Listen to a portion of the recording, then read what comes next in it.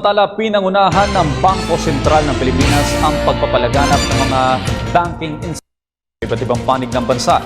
Ito ang binigyan din ni BSP Deputy Governor for the Supervision and Examination Sector, Nestor Espinilla Jr.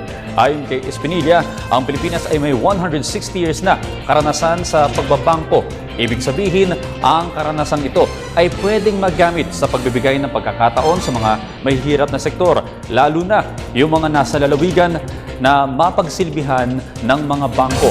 Ito ay sa larangan ng pag-iimpok, pag-utang ng mga karagdagang puhunan at pagpapadala o pagtanggap ng pera o money remittances. Sa kasalukuyan, 43% ng mga napagsilbihan ng banking systems ay nasa National Capital Region o Kalakhang, Maynila. Pero sa pagdating ng mga makabagong e-banking, money transfer at digital banking ay pwede nang maranasan ng mga kanayunan ang ganito ring serbisyo. Ito rin ang unang hakbang para tuluyang mapalawig sa kanayunan ang mga bangko.